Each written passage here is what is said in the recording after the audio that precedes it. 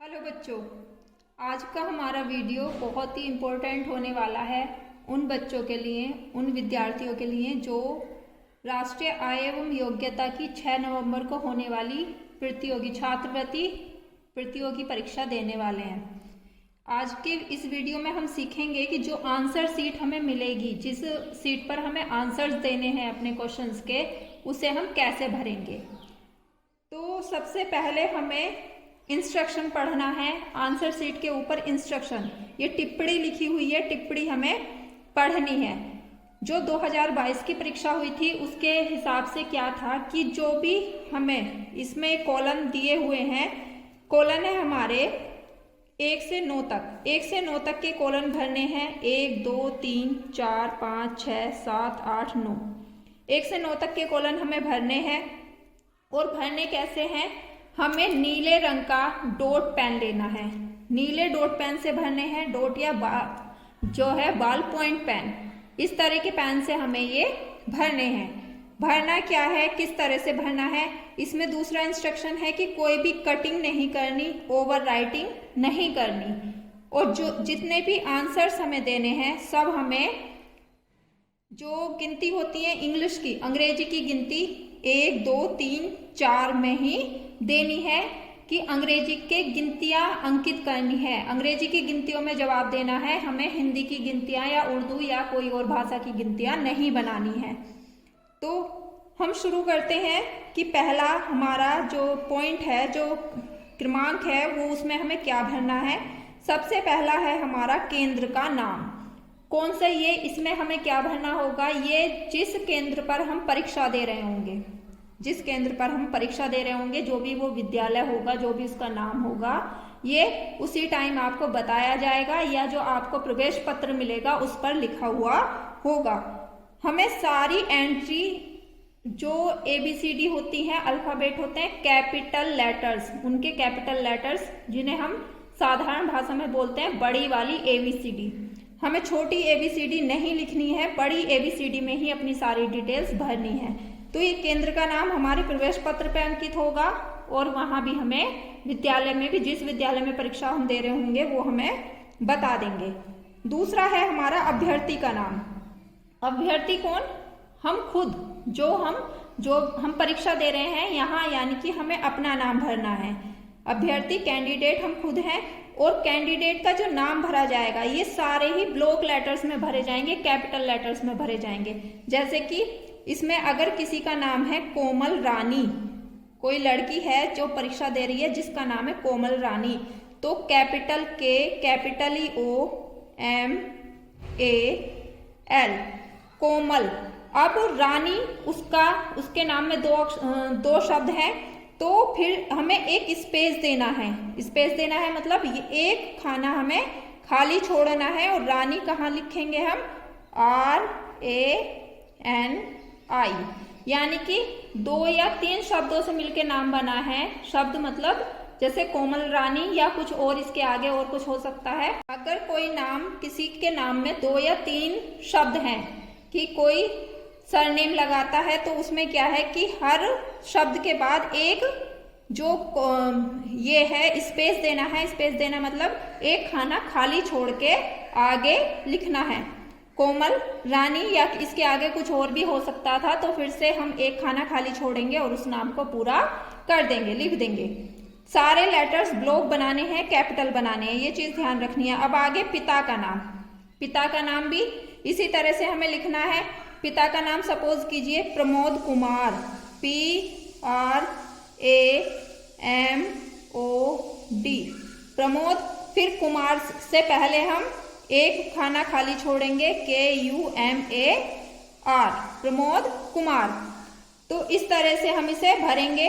मुझे तिरछा लिखना पड़ रहा है इसलिए राइटिंग, ये थोड़े लेटर्स तिरछे बन रहे हैं। अब इसके आगे हमारे 3 कॉलम पूरे हो गए। केंद्र का नाम वही बताया जाएगा या जैसे हमारे प्रवेश पत्र पे होगा वो हम लिखेंगे। अब चौथे कॉलम में क्या है, स्टेट कोड खुद पड़ा हुआ है, वर्ष इसमें पड़ा हुआ है। जैसे ये 22 की फोटो स्टेट है कि 22 में जो पेपर हुआ था उसके हिसाब से है।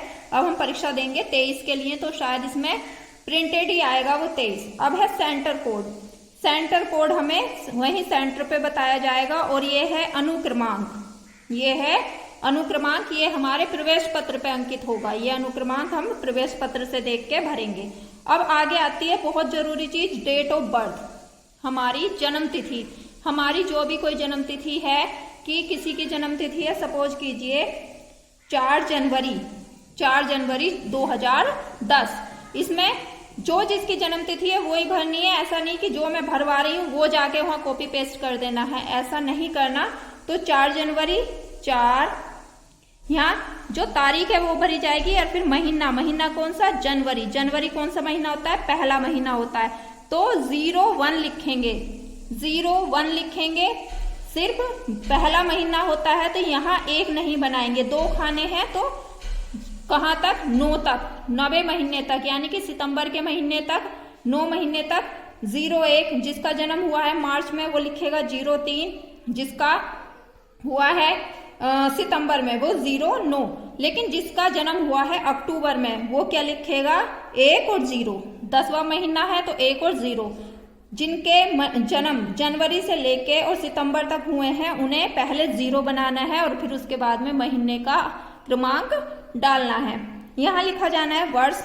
ज्यादातर अभ्यर्थी जो होंगे वो 2008, 9, 10, 11 के आसपास के उनकी जन्म तिथियां होंगी। तो कोई बच्चा अगर 2010 में पैदा हुआ है तो वो इस तरह से अपनी जन्म तिथि को अंकित कर देगा। ये क्या हो गई, 4 जनवरी 2010। अब आगे आता है लिंग, यानी कि पेपर देने वाला बच्चा छात्र है या छात्रा है, मेल है या फीमेल है, यानी कि लड़का है या लड़की है। अगर लड़का है, मेल है, तो वो 1 नंबर बनाएंगे। अगर है लड़की तो वो यहाँ 2 नंबर बनाएगी। जैसे हम यहाँ किसी कोमल रानी के लिए फॉर्म भर रहे हैं तो ये यहाँ क्या लिखेगी, 2। अब आगे आता है जाति, कि किस जाति में से संबंधित है अभ्यर्थी। जो जनरल से होंगे, सामान्य जाति से होंगे। सामान्य जाति पंडित, ब्राह्मण, त्यागी, ये सारी जातियां आती हैं। ज्यादातर बच्चों के कास्ट सर्टिफिकेट बने हैं फॉर्म भरने से पहले, ज्यादातर नहीं बल्कि जिनके फॉर्म भरे गए हैं उनके कास्ट सर्टिफिकेट बने हैं। तो जो सामान्य जाति से आते हैं वो यहाँ 1 नंबर लिखेंगे। जो अनुसूचित जाति से आते हैं, SC से आते हैं, वो 2 नंबर लिखेंगे। जो अनुसूचित जनजाति से आते हैं वो 3 नंबर लिखेंगे। और जो पिछड़ी जाति से आते हैं वो क्या लिखेंगे, 4 नंबर लिखेंगे। माना ये लड़की पिछड़ी जाति से आती है तो ये यहाँ 4 बनाएगी। अब क्षेत्र, किस क्षेत्र से तुम संबंधित हो, किस क्षेत्र से बिलोंग करते हो। अगर गांव से हो तो लिखोगे 1, अगर शहर के हो तो लिखोगे 2। ये ज्यादातर हमारे बच्चे हम गांव के स्कूल से हैं, जरूरी नहीं सभी गांव से होंगे। तो जो गांव से हैं वो 1 लिखेंगे और जो शहरी हैं वो यहाँ 2 लिखेंगे। अब है चुनौतीग्रस्तता की स्थिति, यानी कि अगर कोई बच्चा दिव्यांग है तो वो अपना नंबर डालेगा। किसी को चलने में परेशानी होती है तो वो 1 नंबर लिखेगा। देखने में किसी को परेशानी है वो 2 नंबर लिखेगा। सर्टिफिकेट बने हुए होंगे इन बच्चों के। अगर कोई पूरी तरह से ही नहीं देख पाता है तो वो 3 नंबर लिखेगा। और है अल्पदृष्टि दोष, अगर किसी को थोड़ा देखने में परेशानी है तो वो 4 नंबर लिखेगा। और अगर किसी भी तरह की परेशानी नहीं है, 5वां नंबर है कोई नहीं, तो वो क्या लिखेगा, 5 नंबर लिखेगा। यानी कि ऐसा बच्चा जो जिसे इनमें से कोई सी ऐसी परेशानी नहीं है तो वो 5 नंबर डाल देगा। अब आगे है स्वतंत्रता संग्राम सेनानी आश्रित। अगर बच्चा ऐसे परिवार से आता है कि स्वतंत्रता संग्राम सेनानी आश्रित है वो, तो अगर है तो 1 नंबर, अगर नहीं है तो 2 नंबर ये आएगा। हमारे 9 के 9 खाने यहाँ तक कंप्लीट हो गए। अब है हमारा सिग्नेचर ऑफ कैंडिडेट। यहाँ बच्चे को अपने साइन करने हैं, सिग्नेचर करने हैं, इंग्लिश हिंदी जैसे भी वो करता हो, जिस भाषा में भी वो करता हो। अब ये आगे है कक्ष निरीक्षक के हस्ताक्षर। यहाँ परीक्षा के समय ही जो कक्ष निरीक्षक परीक्षा कक्ष में होंगे वो अपने साइन करेंगे। यहाँ प्रधानाध्यापक की मोहर है। ये काम हमें नहीं करने, दोनों हमें सिर्फ यहाँ साइन करना है अपना। उसके बाद आता है हमारा आंसर देने का तरीका। ये हमारी आंसर शीट है, ये हमारी आंसर शीट है। हमने बताया था कि 2 पेपर होंगे, पहले में 90 प्रश्न होंगे और दूसरे में भी 90 प्रश्न होंगे। तो पहले 90 प्रश्न यहाँ है, 91 से 180 तक के क्रमांक यहाँ है। इस सीट को हम कैसे भरेंगे? अगर हमारे पहले प्रश्न का हर प्रश्न में 4 विकल्प होंगे, बताया गया था कि 1, 2, 3, 4 उनमें नंबर होंगे। हर प्रश्न में 4 विकल्प और चारों को नंबर दिया हुआ होगा 1, 2, 3, 4। अगर पहले प्रश्न का तीसरा विकल्प सही है, पहले प्रश्न का तीसरा विकल्प सही है तो यहाँ क्या लिखा जाएगा? 3। यहाँ लिखा जाएगा 3। दूसरे प्रश्न का दूसरा विकल्प सही है अगर, तो यहाँ लिखा जाएगा 2। तीसरे प्रश्न का अगर पहला विकल्प सही है तो यहाँ लिखा जाएगा 1। चौथे प्रश्न का भी अगर पहला विकल्प सही है तो यहाँ लिखा जाएगा 1। इस तरह से हम अपने आंसर देंगे प्रश्नों के। इस तरह से ये हमारी आंसर शीट भरी जाएगी। आई होप कि सब बच्चे इसे भरने में ध्यान देंगे, क्योंकि परीक्षा की तैयारी हमारी चाहे कितनी भी अच्छी है, पेपर हमारा कितना भी अच्छा गया है, अगर हमारी ये एंट्रीज गलत हुई तो परीक्षा में उत्तीर्ण होने के चांसेस हमारे उतने ही कम हो जाएंगे। इसलिए हर बच्चे को विशेष ध्यान रखना है कि आंसर शीट को भरते समय एक एक कॉलम जो है, एक एक एंट्री बहुत ध्यान से भरनी है। आज के इस वीडियो में इतना ही। Thank you.